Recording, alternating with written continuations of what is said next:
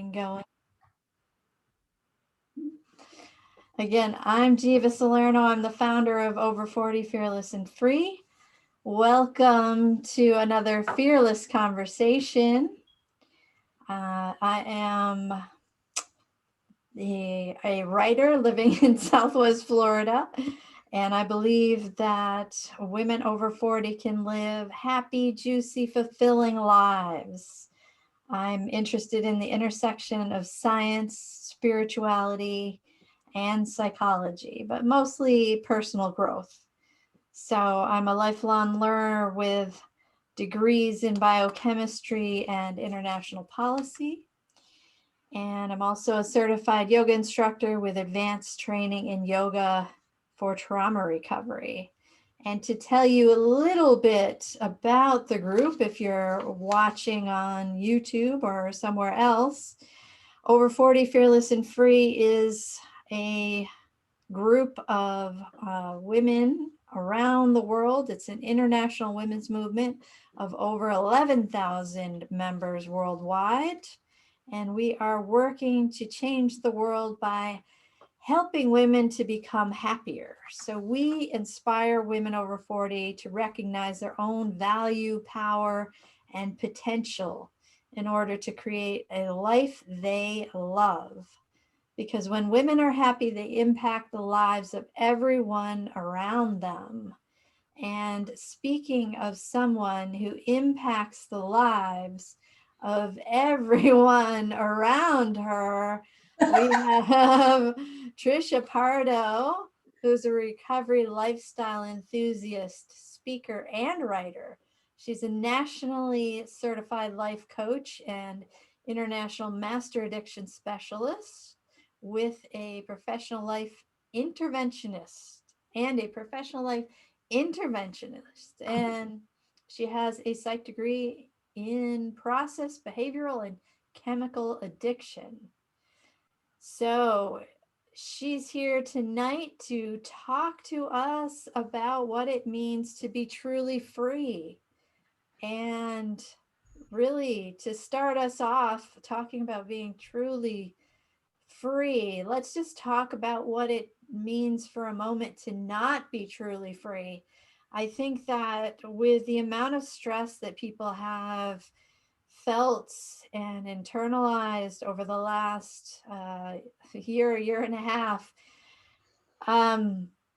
we have all been trying to deal with and manage that stress in the best way we can. And sometimes we are relying on things outside of ourselves to the point where eventually we do not feel free anymore. We are feeling compulsive, feeling enslaved. And what do you think about that, Tricia? Well, I think you hit it on the head, right? We get to a point where we are stuck.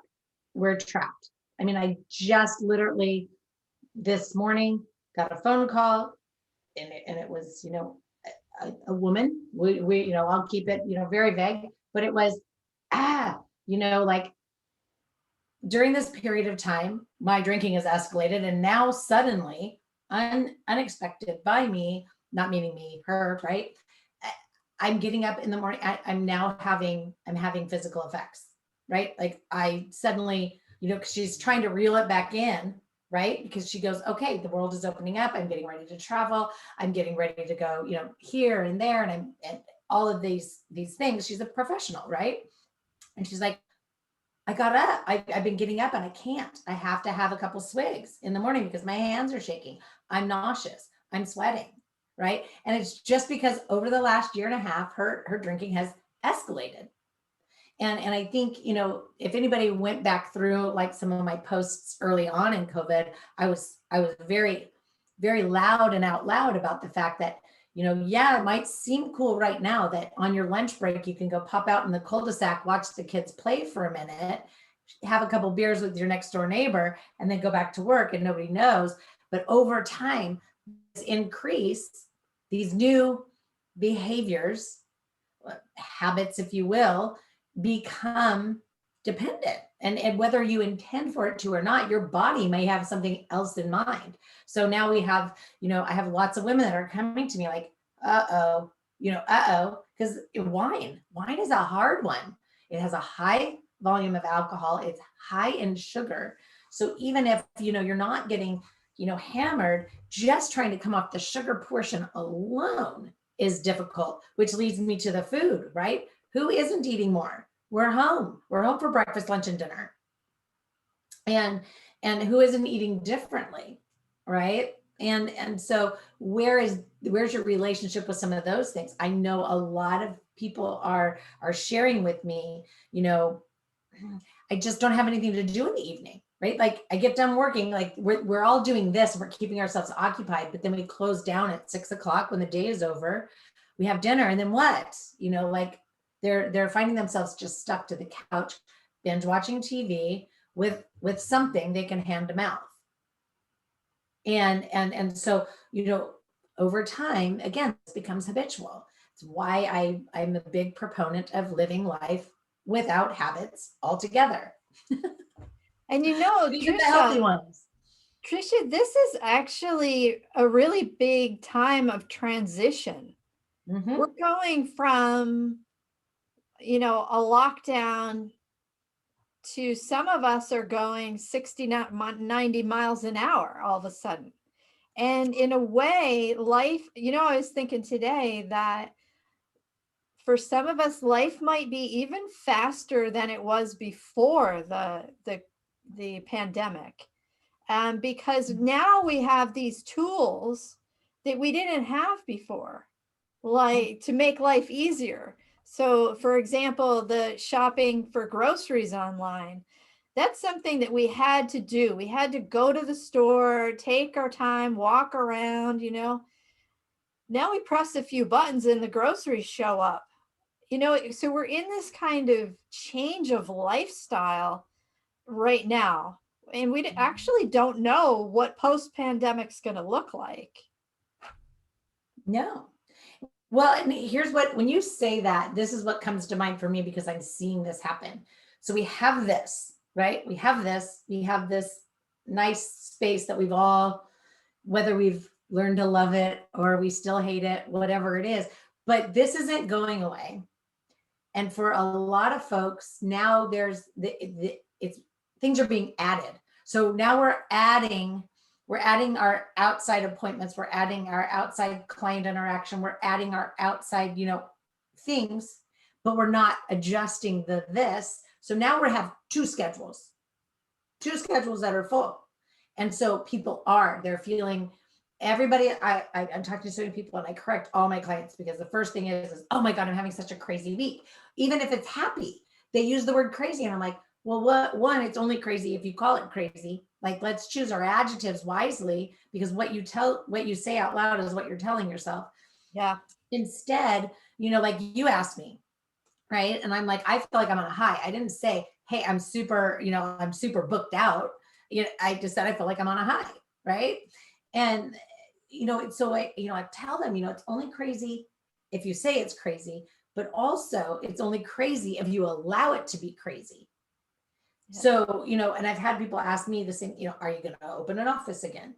Physical brick and mortar. And I'm like, I don't know, but if I do, it's going to be different than it was before. It's not going to be a brick and mortar open 5 days a week and my online because I am nationwide. So I was going back and forth before the pandemic and splitting my days in half. It won't be that, because I'm looking at that. I'm like, I'm not going to make myself even more busy. I'm going to make myself smart busy. Yeah, that's right? Really the key. We've got to be very conscious or not even very conscious. We've got to be a little conscious. We've got to be conscious about what we're doing and how we're managing our time and our schedules and somehow step back and get a little bit of space and really think about what we want our time to look like and what we want because that's ultimately our life.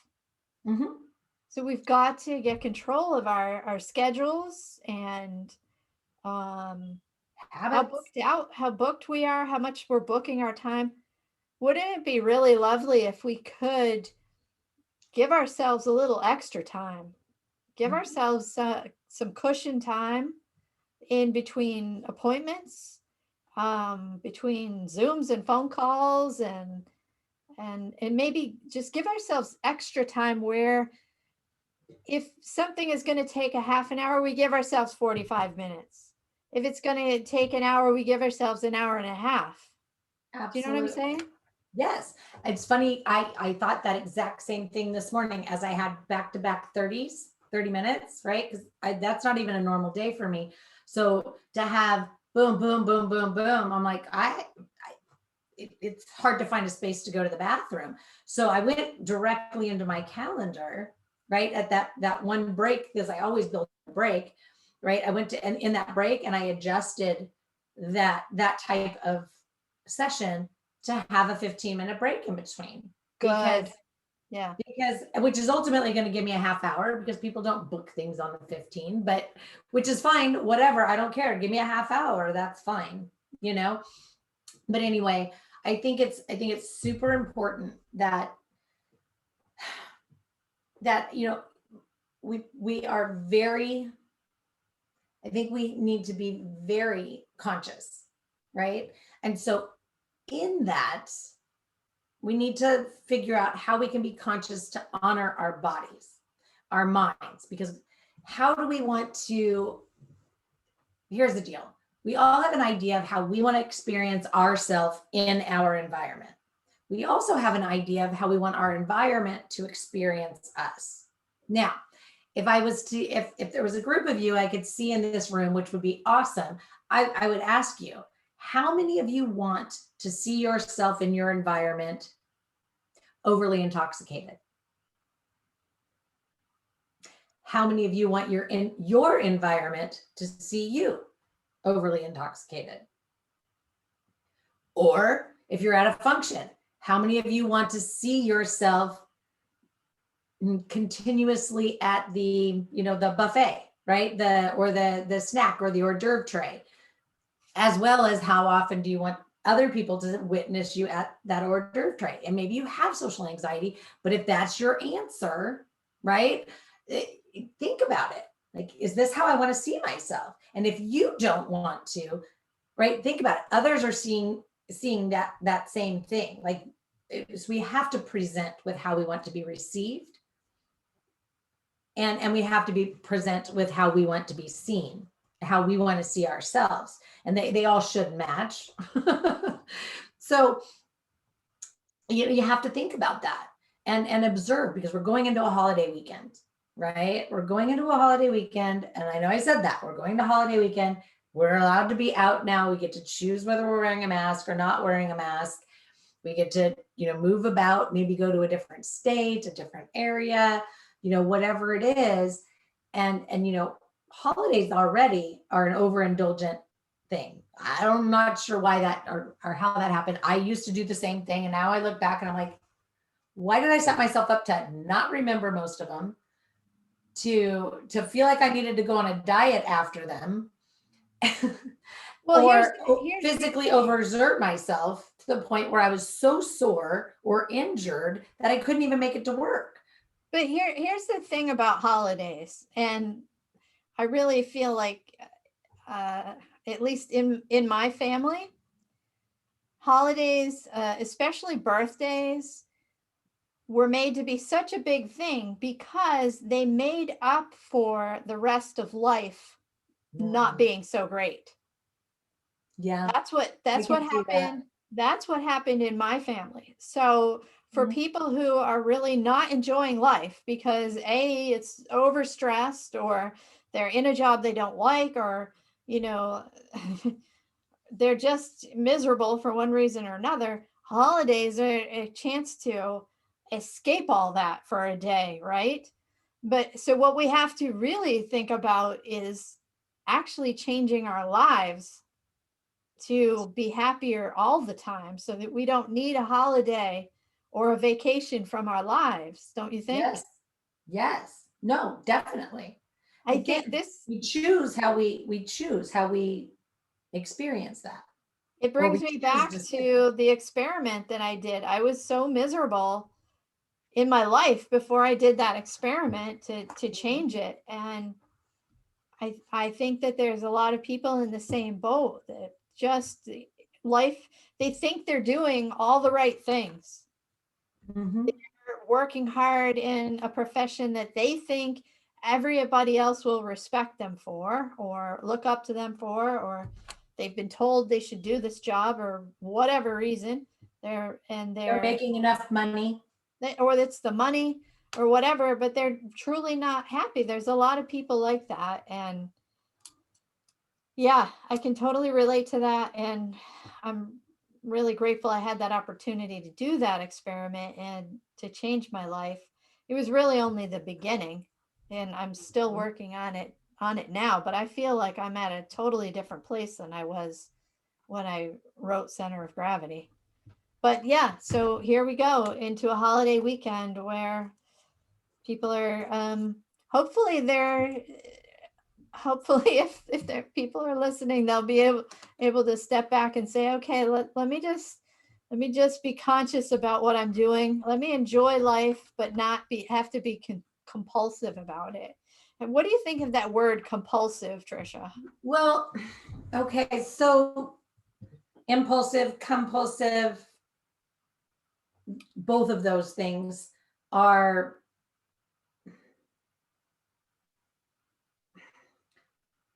they're being knee jerk, right? So we're in our limbic system, we're in that fight or flight. And I know a lot of people don't, they are like, I impulsively bought 10 shirts. Like that's not fight or flight, but it is.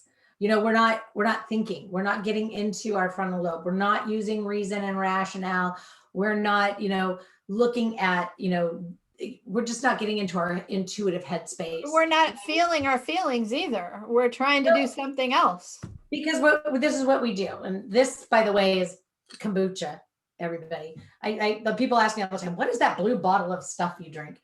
But this is what we do. I'm irritated, I'm agitated, I'm annoyed. My boss is a jerk, whatever. I had a long, stressful week. I need a drink. So we've now attached all of those emotions and we've given this alcohol a purpose, right? Or the marijuana or the food or the shopping, whatever it is, we've given it a purpose, an emotional purpose. So now we're saying, when I'm irritated, agitated, annoyed, I'm going to eat, drink, sleep, whatever, whatever you choose, right? Everybody's got their different thing. And even people that do it with exercise, and they get a little weird with me when I say, no, the gym can't have an emotional purpose. Yes, it is healthy for you to need those natural endorphins. Sure, but it needs to be a lifestyle, not a habit that your state of mind relies on. It can benefit your state of mind, right? But it can't be that big of an attachment that even going to the gym can be compulsive. Yes, I remember 20 years ago being so, at a certain point, I got so compulsive about going to the gym that I got a key to the gym so that I could go at 10 o'clock at night. They hired me. So not only was I there 3 hours a day, 6 days a week for myself, I then worked and trained other people. So I was effectively exercising 6 hours a day. Oh my gosh. Right? Yeah. Like even it was something good. Even something good. It can be so much of a good thing. If, this is what I tell my clients that, don't, they maybe don't want to, be sober, or, they don't want to give up their gym routine or whatever. And I use the same recovery terminology because I'm, digging my heels in on this one. Everybody needs to realize that addiction and recovery doesn't mean I'm down, I'm out, I'm ill. I need to be removed from my environment. I need to be checked in somewhere for 30 days. So I use the same terms even when I'm talking about over exercising, all the things.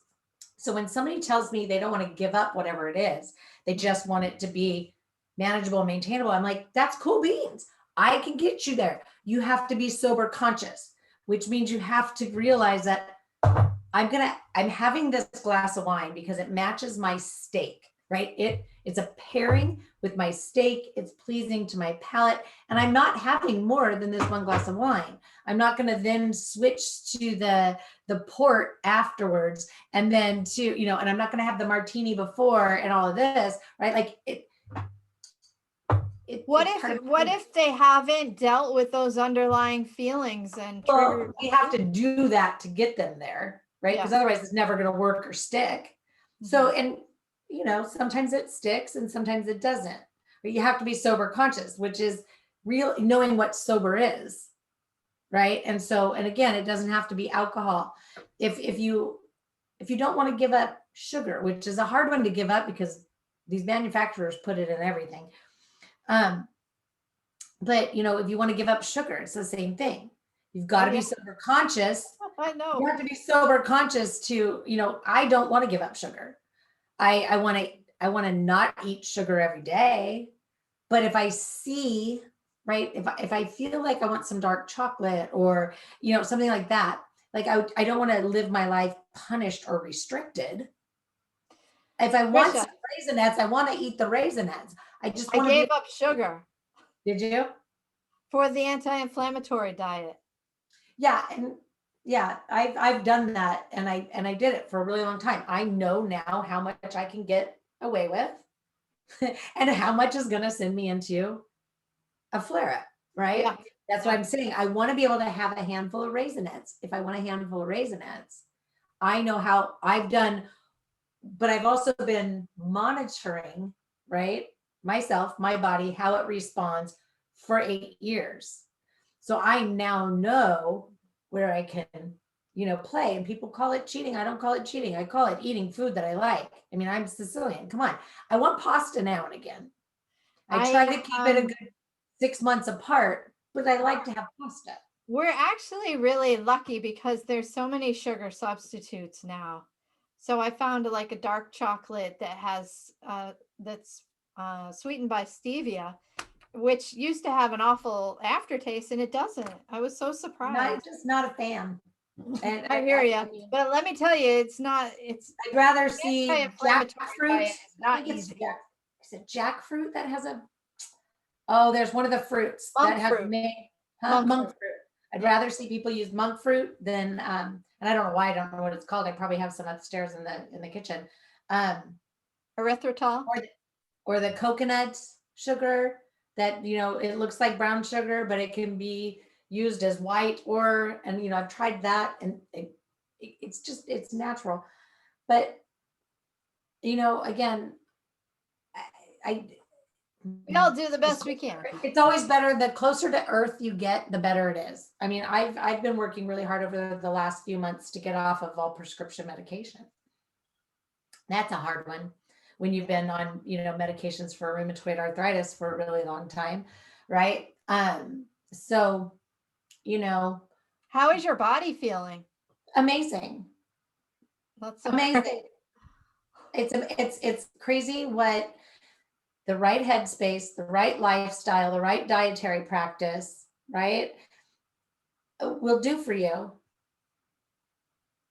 when instead of just compiling, adding medication. Shoot, I've been on cholesterol medication since I was in my 20s and I just stopped taking that. Wow, this is amazing. So yeah, no, I literally only take one prescription medication that isn't a supplement, right? Like folic acid doesn't count. It's a supplement. Right. But and I'm still looking for healthier versions of some of my supplements that are more, a little less, we just want to get the best product. So I'm testing those as well. But anyway, I'm a firm believer is keeping everything as close to earth as possible. And in doing so, I'm able to, to keep a lot of my autoimmune disorders, disease, whatever you want to call them. I just don't like the word, at bay. Yeah. But let's go back to this idea of freedom and you're becoming free of all those medications, which is amazing. I'm becoming free of all sorts of inflammatory food. Yes. But one thing I'm thinking about and wondering about is what happens in specific situations when we are faced with specific situations that trigger us emotionally, and we feel like compelled to act on them, or we just kind of act in a way without even thinking about it, like we're just compelled. It's knee jerk. Knee jerk is without thought. Impulse is with thought without a filter, right? So knee jerk is without thought. So what's happening when oh, go ahead. Bless you. Actually, I had to get this. We're going to be off the air in a second if I don't plug this in. Oh no.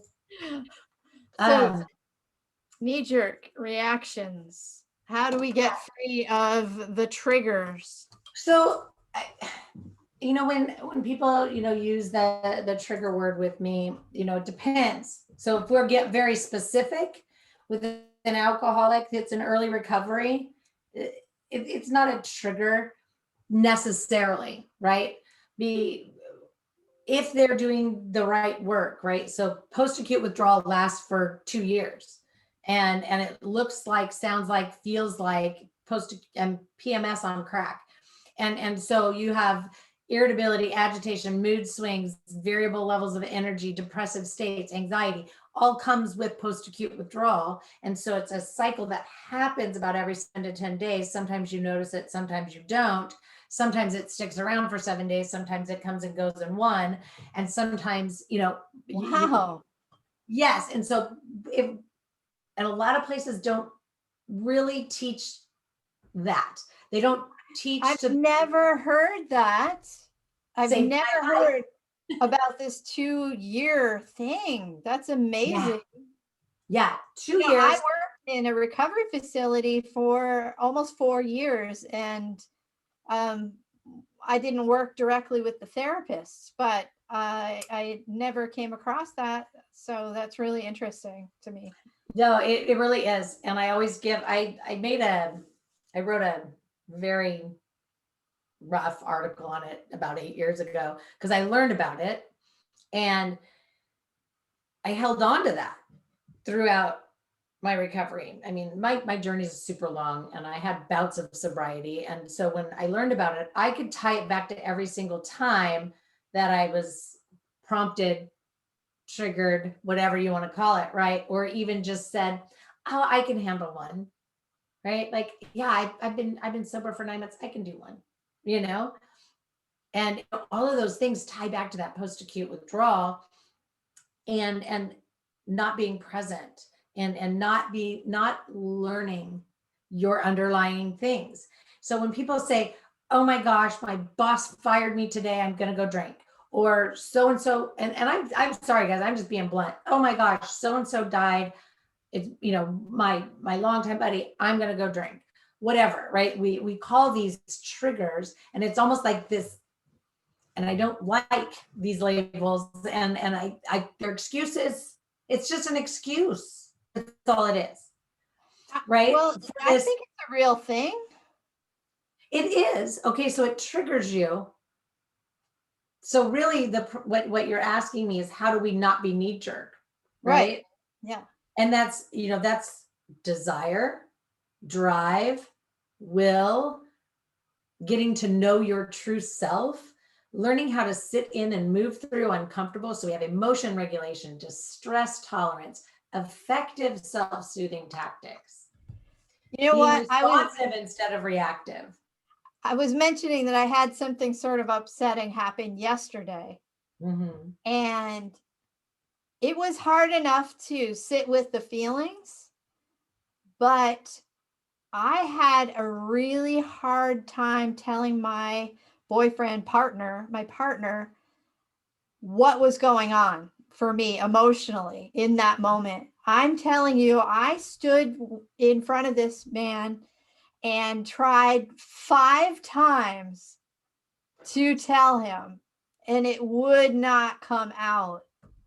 And once I did tell him how I was feeling, this happened, and then this is what I was feeling over the last 8 hours that I didn't tell you Right. what was going on. This is how I was feeling. And once I did, he was able to say, well, no, that's understandable. And I don't feel XYZ, and, everything is fine. And it really is so important to develop that skill to be able to express what's going on, because otherwise you're not connected to the people around you. Right. You're going through all this like trigger and emotion, but not possibly dissociated or not connected, and not able to get the support you need to work through. Right. So 100%. So one, we have to know, and I'm kind of jumbling things up. I don't think anybody here that's listening is an active client, so I just don't want to screw anything up. But we have to pause, right? The art of pause, and formulate a response, even if that response sounds like, "Who? I'm going to need some time. I'm in an emotionally reactive space right now. I need some time to go process and formulate a response that is what is the word? Understandable by anybody other than myself. That's not how I wanted to say that, but I need to formulate a response. Can I come back to you in a little bit, right? And because you said you stood there 5 times trying to say it, like I'm not sure how long it's going to take, but as soon as I can, articulate what's truly going on inside of me, I don't even want to try. And then we go and we sit, and then we do come back. But it's about learning to pause, allowing that pause to be, becoming centered and grounded in any moment is a skill set that we learn this, this yoga, especially with trauma. You teach for people how to sit and get centered and grounded. I teach people how to get centered and grounded right there so that they can at least utilize the art of pause, right? And go, okay, now I'm going to go to meditation. Because we have to have, we can't go, oh wait, I got to drop into downward dog. I'm at the grocery store and that person just like rammed me with the cart. Like I'm about to knock them over. Like that's a triggering or prompting event. When I have people come up behind me like that because of my trauma, right? Very prompting for me. And it used to send me into a tailspin, one where I couldn't articulate appropriately. Sometimes I would see red, and a lot of times I would, well, yeah, not maybe act as ladylike as I'd like to, right? Because I felt threatened. Again, we go to that limbic system. We go back to our, fight or flight. And so what we have to do is we have to learn how to get centered and grounded in the moment, pause, get back up here, get into our intuitive mindset. I need to take a break. I need to walk away. I need to go breathe. I need to go meditate. I need to whatever appropriate self-soothing tactics, go sit in, effectively move through, right? And then you start to move on. But we have to have distress tolerance. We have to have emotion regulation. We have to be able to visualize. Well, first we have to be able to, oh gosh, I'm a plethora of losing my words today. But anyway, we need to be able to visualize and let go of the pain, right? Whatever it is. Visualize ourselves letting it go. And so because we tend to ruminate and wallow in past things. So when people say, oh, I'm triggered or prompted, that means you're still carrying around a past something, right? Maybe attaching a past something with somebody else to a new somebody. Like we can't be doing that. Like that's just not fair, right? So we have to be able to go, you know what? It had nothing to do with you. I am so sorry, right? I'm going to go work this out myself. I'm going to go call a coach. I'm going to go call a friend. I'm going to book up with my therapist. This had nothing to do with you. Totally my bad. I missed a piece of garbage in my bag of crap and I need to go get it thrown away. Right? Because that's if I don't get triggered or prompted hardly ever anymore. Again, somebody comes up behind me, then even that doesn't always prompt me. I have what I call a creep dart. And that's about the only thing anymore that really can, raise my shoulders and bring me to a place of feeling unsafe. But that's because if I start to feel something come up, like irritation, agitation, I want to flip the bird, you just cut me off, like any of those things, I use my, get centered, get grounded. This is my life too. It gets to look, feel, be however I want it to. But guess what? It's everybody else. You have to be able to extend that out. If you want that to be your motto, you have to, be able to give that. Yeah, and for me, it wasn't getting angry. It was actually feeling shame connected, not probably, but connected to things in my past. Mm-hmm. I was feeling so much shame, like a shame storm, that I couldn't even speak. Oh, okay. I know what you're talking about. Mm-hmm. That's a tough one. It took me like 5 tries to get the words out. Like they wouldn't even come out. And I finally like forced it out of myself to say, I feel shameful about what happened. And he was super receptive. He's like, you don't need to feel shameful. That had nothing to do with you. That is what happened is completely beyond your control. It's outside of you. It's nothing to do with you. But in the past, Tricia, I would not have spoken that shame. That would have been, I would have carried that, shoved it down. Let's talk about something else, Yeah. And it's a really hard skill to learn, but really important in terms of staying connected in a relationship, right? Absolutely. So, and I like that you say that because there's a few little circles there. One, that's that external locus of control. It's the same as the alcohol, right? Like I'm feeling shameful about something that happened. And even my partner can say and identify that it had nothing to do with me. I'm taking other people's things on. I'm taking on, whatever, right? Like we all know what I'm talking about. When it's something outside of us and we take it on and we own it. And especially when it's, shame driven, so we have that, we've got to be able to move into that space where it's like, that brings up feelings for me, but I'm not internalizing them. And I was talking about this a couple different times this week because I have clinicians that are clients. I mean, and so it was, we were talking about that transference and countertransference and the empathy, right? Being empath.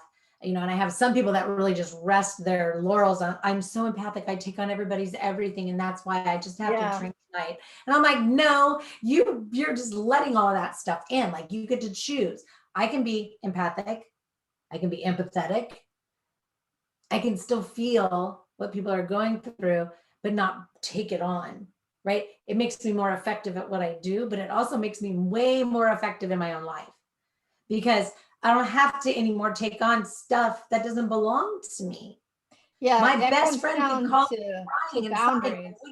I wouldn't take on her pain. I might help, but I'm not going to go, and then be calling everybody else. Oh my God, my best friend. My life is so distraught because my best friend's in distraught.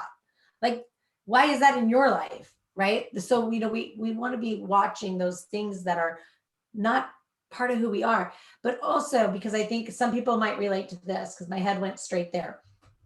Any recovery journey that we're on, as we heal, as we grow, as we change and shift and morph, our emotional intelligence grows, right?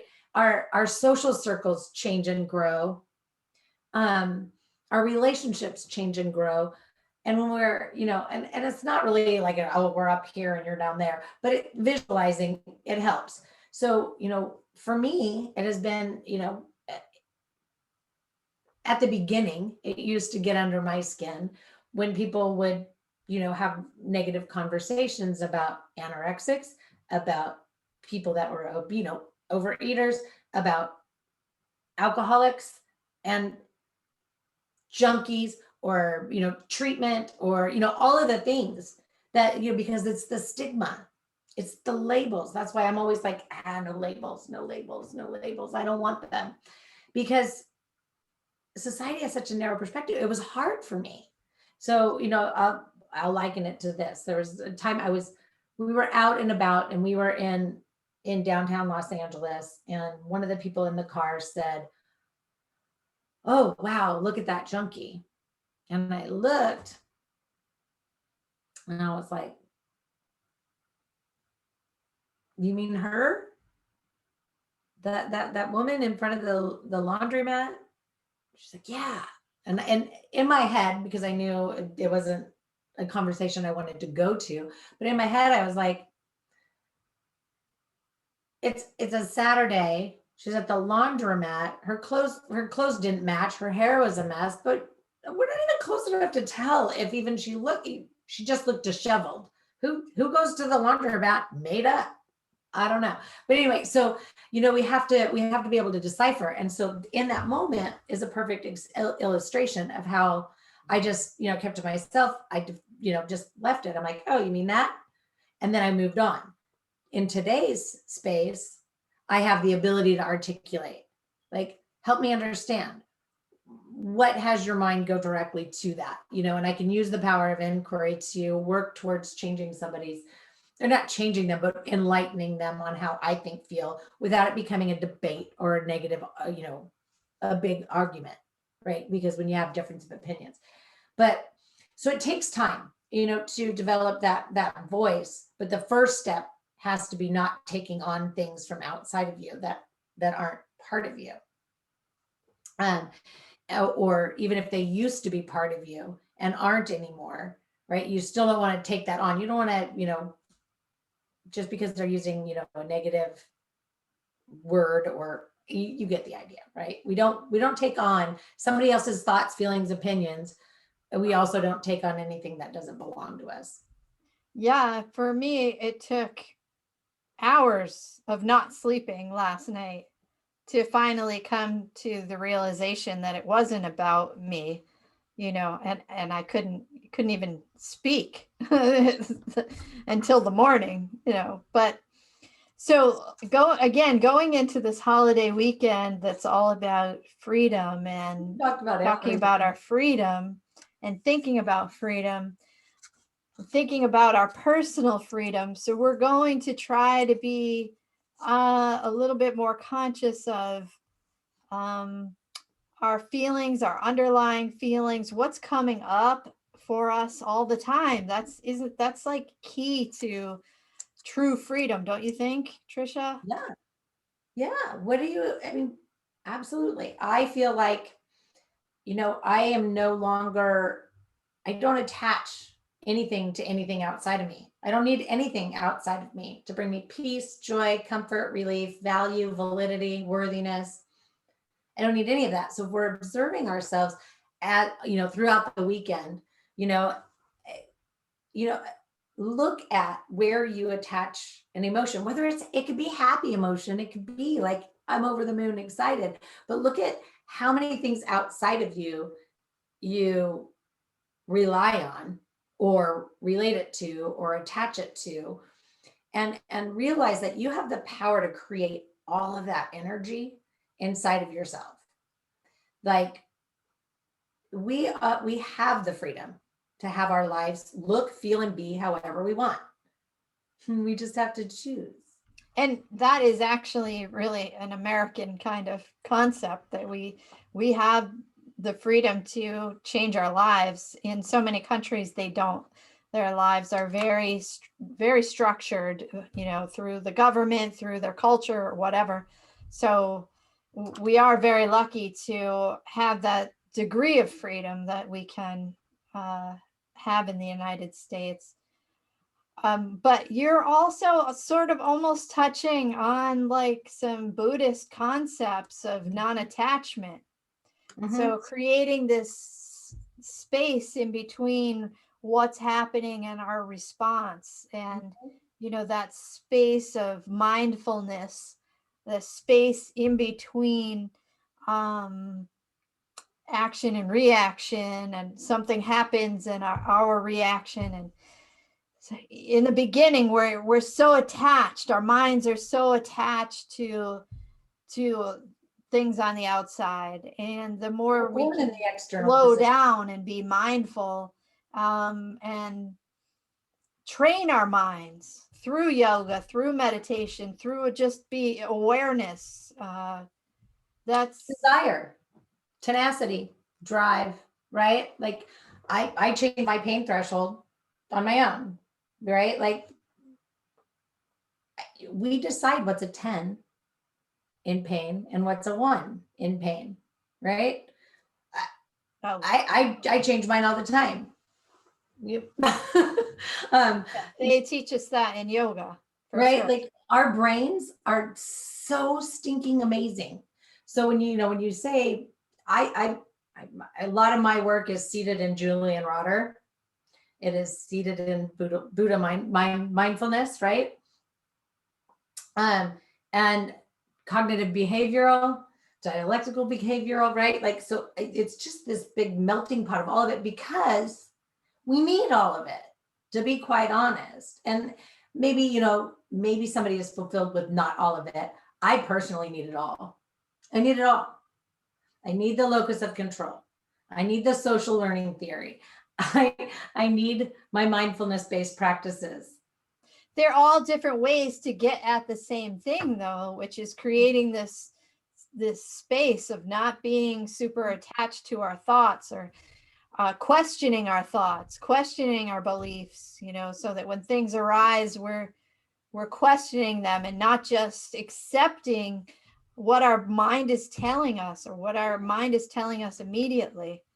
Whoa. Because that's just conditioned, right? That's all just conditioned over time. So when we think about it, when we're born in the external locus of control position.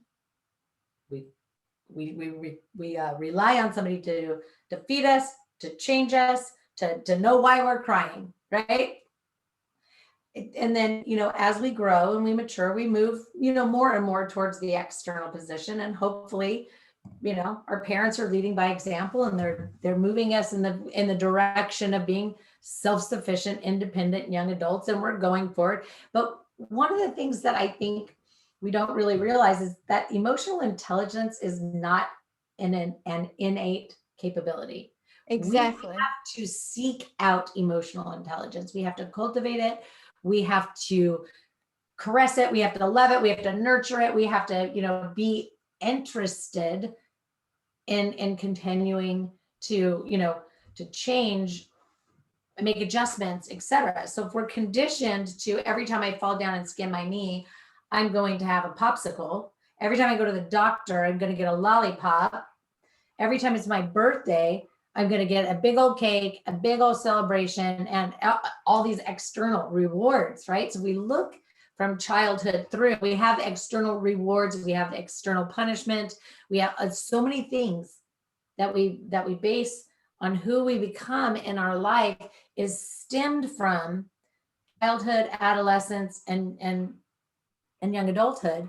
And then something about that, we all stop. And I look back at that and I'm like, wow, I'm so glad in my early 40s, like I decided to take this journey, because I really realized where I stopped creating that emotional intelligence, because nobody was pushing me to grow any further. It was like, there you go. We're done. Your turn. And but there's still so much more to go. Anyway, you know me, I'll talk forever. Yeah. And it's not like there are any easy answers to this. It's not the easiest thing to do, but in the end, it's so worth it to have a level of freedom. It takes a lot of work to face your feelings and face what's coming up in every moment. It's you really just have to applaud people who are struggling and who struggle and who are kind of fighting the good fight every day to um, Oh yeah. control their mind or to Mhm. have a level of freedom and control. It's fighting the good fight for sure. It's a big journey. It's a big, scary journey. I decided when I was ready to make a life change, and I still sat there crying like a baby, even though I was the one that like went there to go start the process, right? Like it's a scary journey change, right? But we don't grow when things are easy. We grow when we face our challenges. And so yes, it's hard. And no, don't do it alone. Don't think you can pick up a self-help book and figure it out, because now you've just got like some guru's method that you have no idea how to implement into your own very personal individual life. Right? Yeah, Like, nobody should have to go it alone mm-mm. in dealing with I compulsion, didn't. I trying to still don't. become free. Yeah. And yeah, that's, I guess, why I shared that story about the shame storm and trying to get it out is the connection aspect is so healing to Mhm. all of this. The connecting with other human beings and knowing that you are connected is so healing. And part of that is being able to share what is real for you in the moment and what's really going on. So I hope that people reach out and try to connect. I hope that they use the group to connect to each other and look for support and look for new friends. Um, and Absolutely. I mean, and I love the group, right? Like I'm not, overly active on social media, but you know what? I love the group. I like to get in there and read. All of the different posts. I just happen to do it, later at night. So, sometimes I just read, and other times I engage. It just depends. But it is an amazing group of a lot of amazing women with a lot of amazing lived experience, but also just big hearts and big compassionate souls. And so, there aren't too many of the groups, I guess, if you will, that, because we can't engage in them all. And so, I have a couple that I'm very active in, and this one happens to be one, and I thoroughly enjoy everything about it. It was one of the I think it was the first one that ever made me feel welcome and comfortable. oh, So, you know, it was my launching pad to, just, what to learning what it really can be like, or, knowing, I guess, learning that it really can be like that. yeah, to feel Again, because safe I and comfortable and yeah. supported in a group of 11,000 women. Well, and with my work, right, all of my own personal work for my own personal needs, somebody who has been very much, needed things outside of her to feel valid and valued and worthy, right? Because of my lifelong journey with trauma, it was all of my work tells me I don't need external validation anymore. Like I don't need the thumbs up, the hearts, and the shares, but so I don't need them personally, but sure, we all still need them because we're all building businesses and supporting each other and growing. So, it's made it a nice little. It's going back to what you're saying. It's the ability to not necessarily need it, but to enjoy it when it's there, you know? Well, And okay, so for gratitude. anyone who's kind of just joining us right now, and we're almost finished in a little bit, but we're talking about Over 40 Fearless and Free, the group of over 11,000 women worldwide, and suggesting that members reach out to each other and friend request each other, people that you vibe with, people that feel like you're kind of person. Reach out to them and make friends with them, and start to share what's real and support each other. That's one way to get help on this journey and this life that is so complicated. But for people who are struggling with different addictions and compulsions and challenges, whether it's food or drinking or too much social media or whatever it is, if you want to get help with that, Tricia is a really excellent resource. Tricia, share with people how they can connect with you. Um, Super easy. You can look at my personal page. What page? My name spelling is right there. My webpage is triciaparido.com. My business name or my practice is Turning Leaves Recovery, Life and Wellness Coaching. You can just send me a message here in Over 40 Fearless and Free. You can send me a DM, or you can just text me 805-710-2513. But I'm going to drop all my information down there. So if you have a link to the calendar, I'll put a little e-card in the comments. Yeah, because you don't have to do it alone, and Tricia is available to meet in person in California, but also virtually through Zoom. She does appointments, right? I actually, yeah, I'm basically I pretty much moved to all online. I see a few people here local, but so I am nationwide. I'm an international master addiction specialist. So I do have, clients all across the nation, Canada. I try to stay in our time zones, right? Like it gets a little tough when we move out of the country and, the time zones get a little crazy. But you help people every step of the way. So if they're new to the journey or if they've been on the journey and Start to struggled finish. for a while, Yeah, yeah. I have a client that just started that's got 7.5 years sobriety, almost as much as I do, that says, hey, I relate to what you're saying. Like I did it and I'm sober and I don't necessarily feel vulnerable there, but there's this piece that I always felt was missing. And it's, learning how to not just live being in recovery. Like I consider myself recovered and that's my personal choice. Right. And we all get to choose. And that's the cool thing. We don't have to wear a label. I don't have to walk into a room and say, hi, my name is, and I'm and I get to choose. Right. So yeah, there's never a wrong time. Yeah, but you're at the point where you can be a mentor. Well, I'm also a case manager. I'm also I know how to assess. I assess people, and if the level of severity doesn't match anything that I do, I'm going to connect you with the right person. So you can schedule a meet and greet. It's free 30 minutes, or you can schedule a full complimentary consultation. That's 45 minutes. It doesn't matter. I mean, it's complimentary. My job is to connect people where they need to. If it's a good fit for you and I, great. If it's not, I'm gonna point you in the right direction.